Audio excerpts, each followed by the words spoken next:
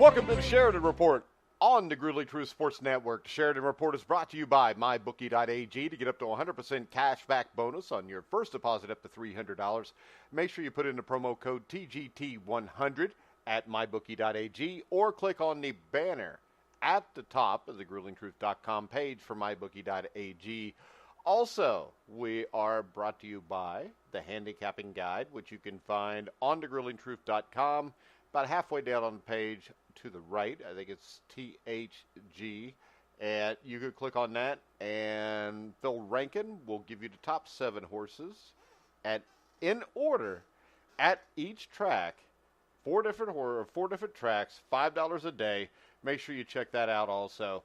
And I am your co-host, but I'm not the Grand Poobah, because I'm Mike Goodpaster, and the Grand Poobah is Bobby Sheridan. How you doing, Bobby?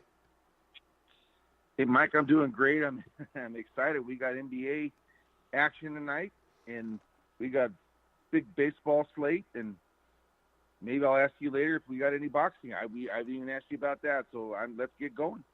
Well, let's get going. Where do you want to start? You want to start in the NBA or Major League Baseball?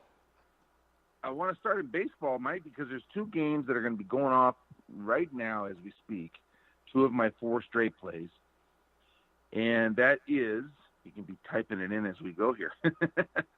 That is, let me pull it up.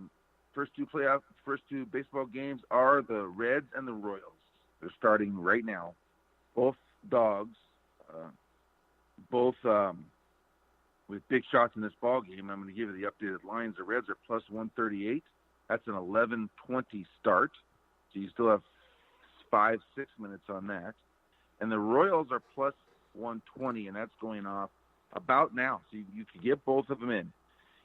The Royals situation is that this is a game that was rained out yesterday, and I liked the Royals. I added them. It was a late ad for me, waiting for a line.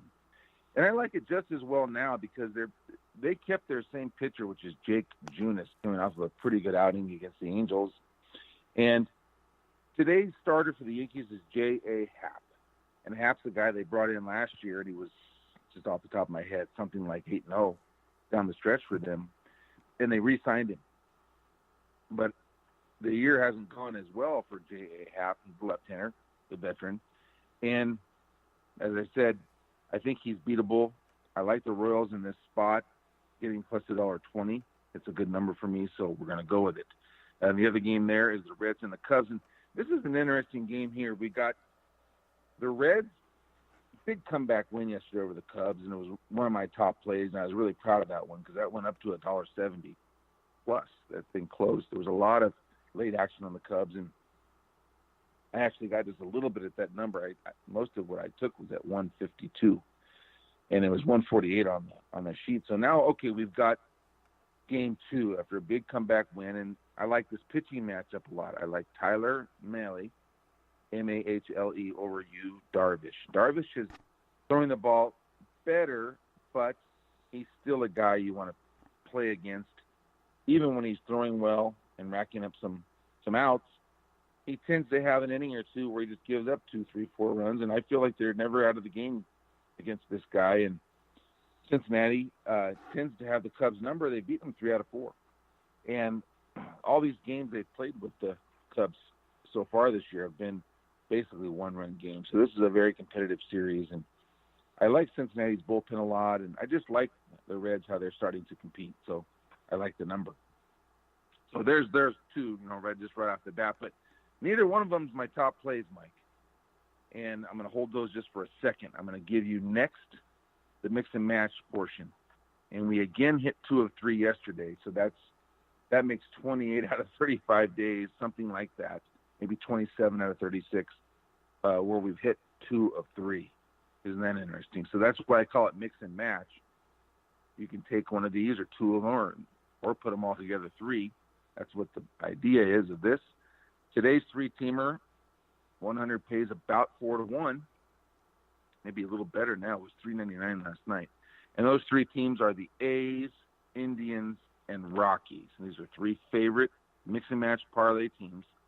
A's, Indians, and Rockies. Now, the Rockies, I think they're getting their act together here. They this is a big homestand for them, and they've got Kyle Freeland at home, and we've had him twice at home, and he hasn't cashed for us. But the Rockies are, I think, ready to put their best foot forward now, and I think he'll come through with a big outing tonight. They had a comeback win last night that was really nice. So if we can get it going and be live to the Rockies, I feel pretty good about that.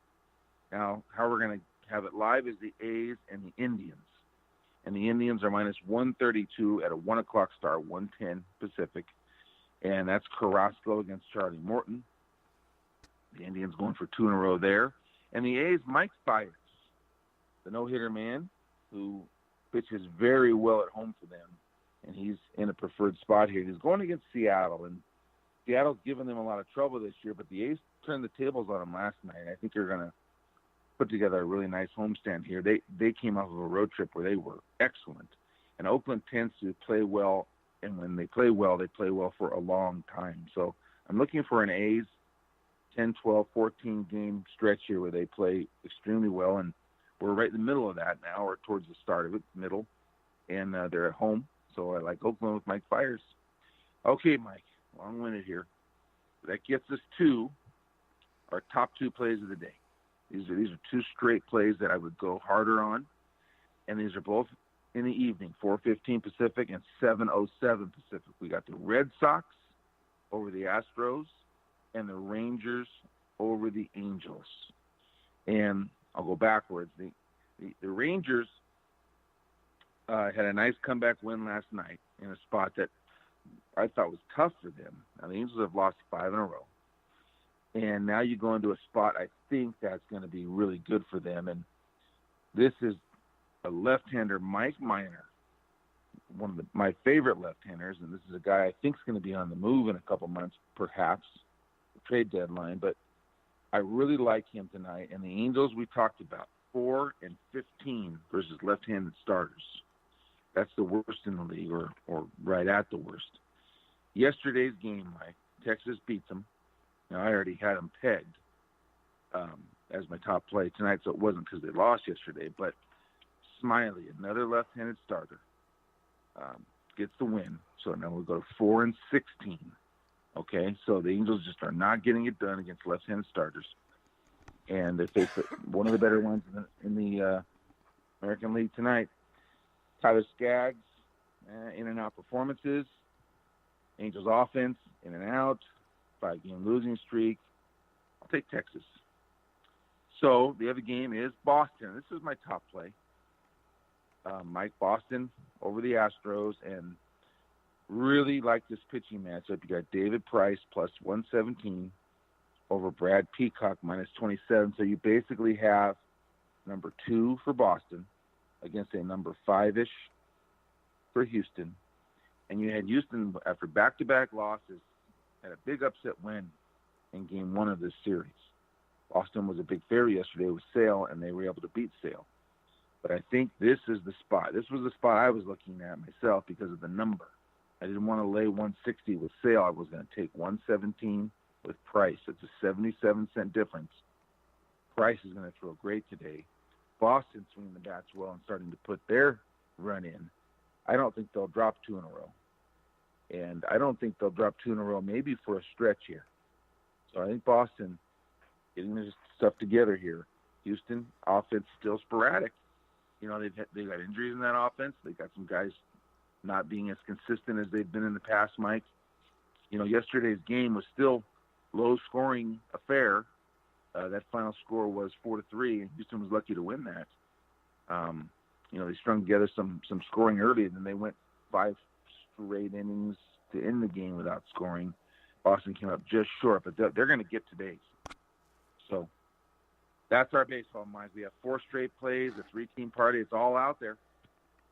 And that's where most of my money is today. All right, Bobby. Tell us where the rest of it is. Well, the rest of it is probably where most people's eyeballs are going to be. And that's on Game 6 tonight in Toronto. And so it's my bookie, that's down to a 1-point spread, too. Yeah, I've seen it down to 1 on mine also, and the money line's minus 117. So, you know, hey, it makes sense. You know, Milwaukee's had a lot of money placed on them in this series. And Toronto has won 3 of the 5 and covered 4 of the 5. So you Bucks backers have one more shot here, or 2, to get your money back / win the series. So it's not over, and it's definitely not over. But in my mind, and the way I'm going with this, that's not a top play because I'm giving some respect to Milwaukee. I think this is going to be another very tough ball game tonight. But in my mind, the way I watch basketball and the way I handicap basketball, I think Toronto just has some edges on them. And I think where it mainly comes down to is Game 6, what that told us. Okay? Toronto, when they don't turn the ball over, this is their game plan now on offense, is not turn the ball over. That allows them to get set on defense. That's the whole key right there, is that just right there in a nutshell. And when they're able to get set on defense, they're able to do some things to slow this team down. If you see them turning the ball over and putting up bad shots, you get Milwaukee out on transition. So if you see the transition points for Milwaukee very strong tonight, if you see turnovers for Toronto, then we're in trouble. But if you see the other areas happening, low turnovers, quality shots, then you know that Toronto's in good position. Now, once they get in good position, I think when you watch this game, what you're seeing is you have a team led by Leonard that's a little bit more controlled and a little bit more confident of what they're trying to get done in the crunch than is Milwaukee. Just look at Giannis and then look at Leonard. And I think the playoff experience, the finals experience, kind of the calming of Gasol, Leonard, I think it's a little bit stronger, Mike, than what Milwaukee, who might be a bit more athletic and a bit quicker, a bit more explosive, but those things are being taken away. And let's not forget this. Toronto is now coming home to a very loud, strong, favorable home court. Plus, they get to sleep in their own beds last night, Bobby, and that means a lot. Well, hopefully, like you said, unless they're with their mistresses. I'm just joking, but no, Toronto, you're not. Some of them were. But I think Toronto's home court, Mike, is definitely worthy. And I think the 10 points that the Vegas line opened 2.5. Okay, and that would mean a full 10-point swing for the first time that Vegas has given Toronto the respect, the 10-point swing, and the public is hammering this back down to 1. So I just think the public's wrong. I think Toronto's been better than what they've thought. And in my opinion, I'm going to go Toronto tonight to close this out. They've got 2 shots at this, but obviously this is their best shot at home. And I think Leonard will be hoisting that trophy tonight for the Eastern Conference champions. And we're going to have a pretty darn good series we can start talking about on Survive and Advance or whenever you have a show next about the NBA. We'll start pounding out this final series, which will start, I believe, when is it, Mike? Thursday? Thursday night. Saturday? Thursday night. Thursday. Okay. Yeah. All right, man. Well, there you go. I think Toronto is a solid play, and what I'm going to try to do to them is I'll take what I like to do sometimes. This is just a betting strategy now. Is I've got 2 1:00 games that we talked about. Let's see, was it mix and match? We're 2 1:00ers, 4:00 Easterns, and I'll probably take both of those or one of those. Tie a little parlay in, maybe throw in my Red Sox at 4. And I'll try to get to Toronto cheap if I can. And when you do that, Mike, even if you try to get in cheap to a top play, if you hit some of your other stuff, now you're into a game that starts later very cheap because you have maybe a 2-team alive to them. You don't have to bet as much straight. Straight action at the kind of numbers that I'm trying to make, that's a pretty decent bet, pretty significant bet. But if I can get in cheap to them, that's one way of working. So if your other games are hitting around your better plays, you have a big shot to make money. And so that's one way you can do that, or you can just hold off. If you're going to play just the top plays today, you can take the Red Sox and Rangers. Those are later. You could throw in Toronto with it and make a nice three-teamer straight on all of them. And a three-teamer, that'd be an easy way to play. Just trying to give strategies, that's all. You can take the best baseball with Toronto, play each straight, and then a two-team parlay, like let's say 100, 150 par. That's a way you can go. Three-teamer, the two top plays with the basketball. You can take the two 1 o'clock games and mix and match and throw them in with the basketball, and then you'll know where you're at. These are just ways to put together pieces of the card and try to make money. All right, Bobby. On this day? On this day, I do have, Mike, but I wanted to just get a little update on your hockey. And I'm pulling up the line right now. That series starts, I believe, Monday. Is that correct? Yeah, Monday at like 7 or 8 o'clock Eastern. Okay, there it is. Monday at 8:08, so 5:08 Eastern, Mike, Monday. And we'll go over this on Monday, on our show Monday, with your official pick and everything. But we've got the Bruins minus 155, I'm showing on mine, and plus 135 on St. Louis. Oh, that's dropped then, because that was like plus 150 or 155 the other day. Okay, so it's dropped a little bit. And then the series price, we still got the Bruins. Oh, I was talking about the series price. Never mind.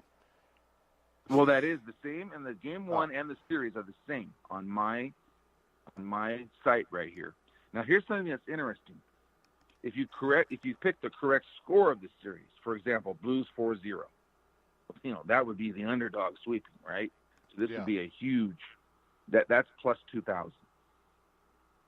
But let's go the other way around. Let's take the Bruins sweep. That's plus 1,000. So the Bruins sweeping is 10-1, and the Blues sweeping is 20-1. So you would think it'd be a bigger discrepancy. That just goes to show you that, it's even though Boston's a minus 155, it's kind of wide open this series. All right, Bobby. On this day. All right. So there we go. We'll get your pick on Monday on that. On this day, Mike, we have some Indy 500s, 4 or 5 of them where today was the winning date. Of course, we're right around that time. We've got Willie Mays' first Major League game. He was 0 for 5 on this inning 51. We've got one we're probably going to settle on because I see it right here, 1965, Muhammad Ali, KO Sonny Liston. Yeah, I'm ready for that one if you want. Let's do it. Because I wrote an article for a place called Sports Rants like 5 years ago and never published it. So I'll just read the article to you. Let's go, Mike. And sprinkle some other stuff in. But this fight was May the 25th, 1965. Muhammad Ali was the heavyweight champion. He'd upset Sonny Liston February of 64, I think it was. I think it was like February 25th at the Miami Convention Center in Miami, Florida. And, they had a second fight where Cassius Clay knocked out the former champion in the first round with a punch that scarcely anyone saw. And 50 years later, most still have not seen it. And there was like a minute and a half of chaos there that generated more controversy and probably more ink than any other single round in boxing history. And I think the perfect way to sum this up is, to paraphrase Winston Churchill, never in the field of fistic conflict has so much been written by so many about so few punches. If you see something that lasted only 90 seconds couldn't fill a book, there was a guy by the name of Rod Sneeden that wrote a book called The Phantom Punch, the story behind boxing's most controversial bout. It's a great book. I got to interview him at one time. And this fight happened in Lewiston, Maine. It was a blue-collar town that was derided by boxing writers as a ridiculous place to hold a championship match, when in fact Lewiston had been a first-rate fight town for decades, frequented by guys like Slasher Porter, Torpedo Reed, and Kid Victory, as well as guys like Joe Louis and New England's favorite son, Rocky Marciano. Lewiston got the fight because of Ali's association with the black Muslims, scared off boxing officials in New York, Boston, and Chicago. And Ollie Clay had won the what do we call him here? Ollie or Clay? He's changed his name, so his name's Ali. Ollie had won the championship that previous year. And the thing that is hilarious about this is Lewiston, Maine, the place where the fight happened, only seated like 2,000. And there were a ton of obstacles. And the one that stood out to me was the arena building superintendent, who complained that the heavyweight title fight caused him to suspend the children's roller skating for 2 days before the fight. So you couldn't have children's roller skating because of Ali and Liston. Wow. Now, neither one of these fighters were popular at the time. Liston, anywhere from his mid-30s to his mid-40s when he fought. Nobody really knows. He spent a large majority of the 50s in prison. He lost his title. But the thing about him was, and a lot of things people didn't like about him were, he had strong ties to the mob for most of his life, even before he became a boxer, while he was in prison. And when Clay, who was just 22, beat the hell out of Liston, bloodied his face, made him quit on his stool after just 6 rounds, many were quick to say that the fix was in. This was Sonny Liston, after all, he had to be guilty of something. Clay was a huge underdog. He could have emerged from that upset victory as a fan favorite. His name was Clay at the time. But after this fight, he joined the Black Muslims, and he changed his name, which made him regarded as a bigger pariah than even Liston by that time. And despite all of this negative press and prophecies of doom that journalists predicted, that both boxers were being threatened by everybody from the mafia to the Muslims, the bout finally came off. And this is why there's so much doubt about this fight, was the mafia through the Muslims. And the day before the fight, Liston made a prediction that should be enshrined in the irony of Hall of Fame. And he said, "Don't blink or you miss the KO." And he was spectacularly correct here. But not in the way he expected, as far as I know. Now, the funniest part of this whole thing is when you watch this fight, you watch the Star Spangled Banner. You remember Robert Goulet? Yes. Okay. The actor. Yeah, and he was a singer too, but the crooner Robert Goulet foreshadowed how crazy this evening was going to be when he actually sang the wrong lyrics to the Star Spangled Banner before the fight. And the old Boston Globe columnist Bud Collins assessed Goulet's performance in the Boston Globe when he said, "Clay definitely hit the wrong guy." A couple minutes later, the bell for the first round, starts, and Ali was extremely fast, as he always was, and he throws a glancing blow, just kind of glances off of Liston, and to everybody's shock, Liston goes down. Ali stood over Liston, and if you punch at Ali-Liston too, the picture with Ali standing above him, telling him to get up, is, probably one of the most iconic pictures in sports history. The referee was Jersey Joe Walcott. Jersey Joe Walcott, of course, was the former heavyweight champion of the world. He'd won it from Ezer Charles. He defended against Charles. He won it from Lewis, I think. And then, of course, he lost it to Marciano. And he was lost. He never should have been in a ring as a referee. He had no clue what he was doing. And Liston got up, and they resumed the fight. And then all of a sudden, Jersey Joe Walcott steps in, stops the fight, because he missed a count. There was really no count from Walcott. He didn't pick the count after like 7 or 8. Everything was messed up in this fight. You had people telling him that the fight was over when it may or may not have been over. But it was just a weird fight. And, of course, because of the background of both of these guys, Ali with the Muslims, Liston with the Mafia, most people think that this was a fight that was fixed, that Liston took a dive. And people that sat ringside have told me that they could hear him yelling, "Get up, nobody's ever going to believe this." I don't believe that happened. I don't believe the people to tell me that, because that's a little far-fetched. But the interesting thing about Liston was, Liston's career never recovered. He fought till like 1969 or 1970. He died in 1970 in Las Vegas of an apparent drug overdose. And there are a lot of things that don't jive with the drug overdose. I think that Sonny Liston was killed by the mob. I don't necessarily think that this fight was fixed. I think what happened in this fight is this fight was originally scheduled for like a month or two before this. And from everybody I've talked to, which includes back in the day Angelo Dundee, that Sonny Liston was maybe in the best shape he'd ever been in. And he was ready for this fight. And then Ali, I can't believe he got a hernia or something happened to him, and they had to postpone the fight. And then once the postponement of the fight came, it was like it just took everything out of Liston because he'd prepared so hard for the second fight. And I think what this got down to is Sonny Liston was a guy similar to the Roberto Durans and the Mike Tysons of the world, which they were bullies, they were guys that dominated people. And then when somebody stood up to them and dominated them back, they just fell apart. You look at it with Mike Tyson against Evander Holyfield. The first fight, Holyfield beats the shit out of him. The second fight, Holyfield's starting to beat the shit out of him again, so Tyson looks for a way out. He bites Holyfield. Fight stopped. He doesn't get knocked out. He doesn't get, the hell beat out of him forever. The same thing with Roberto Duran.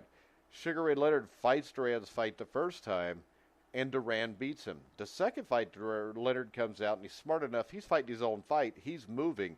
Duran gets embarrassed. Duran gets frustrated, so Duran just quits. Same thing here. I think Liston knew in this second fight, from the time the bell rang, that he was going to get completely and thoroughly embarrassed. So I don't think the fight was necessarily fixed, but I do think Liston just kind of checked out early instead of taking an ass whooping. Right. That makes sense, yes. That does make sense because I had never, as just a layman in boxing, it doesn't follow or know as much. Your explanation right now does make sense to me then. Yeah. Well, that's what I do. I make sense. Mike, I wanted to ask you about Angelo Dundee. Did he pass away finally?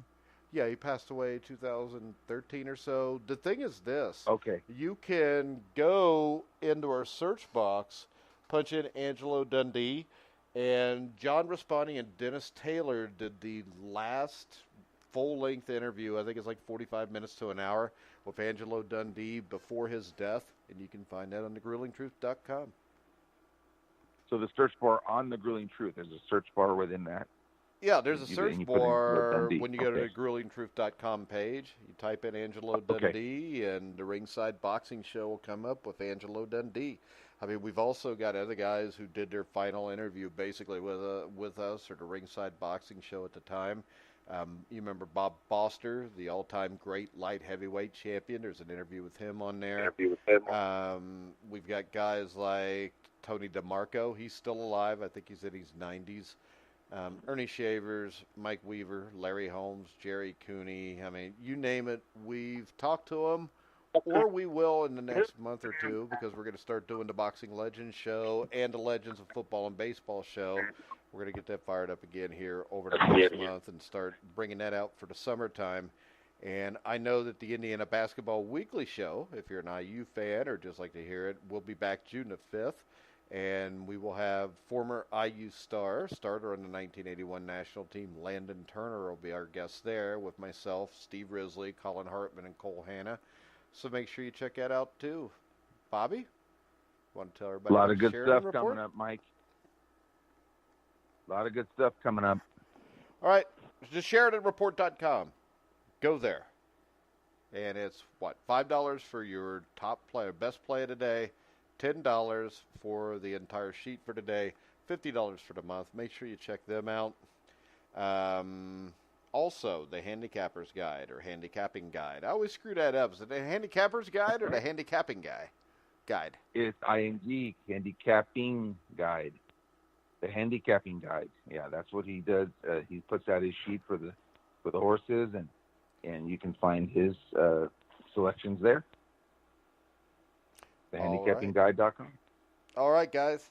We will be back on Monday, maybe with Survive in Advance. I think we might take the day off. Is there any sports going on Monday night? Yeah, we got Stanley Cup Finals, so the Sheridan Report will be at 2 o'clock as always, because we'll have some baseball and all that good stuff. And then maybe Mike, what? You could have Game 7. Am I wrong? I don't know. Is it supposed to be Monday night? Okay. It's There could Monday be night. Game You'll have 7. Game I was 7 just if thinking of the the Bucks Stanley win. Cup. I found the Stanley Cup more entertaining. Well, Mike, I really am curious to hear your picks on that because let me tell you, you've been pretty hot, pretty darn good hot on the hockey. So let's see what you come up with, Blues and Bruins. You got another day and a half to get your handicapping done. All right. I'm going to do that too. I just got to rehang the dartboard and go get a couple more darts because the ends came off of them. So I want to make sure that I've got that ready because I'll do this. I'm more thorough than anybody else because I will throw darts at those blue stickers and Bruin stickers. I'll do that like all night, Sunday night, to come up with the winner. So if you want to find out what we come up with, that'll be Monday at 2 o'clock. All right, guys, we're going to wrap it up. I want to remind you can hear all of our shows on iHeartRadio, iTunes, TuneIn, Spreaker, Stitcher, Spotify, wherever you find sports podcasts, you'll find The Grueling Truth. So for Bobby Sheridan, I'm Mike Goodpaster. You've been listening to The Grueling Truth, where the legends speak.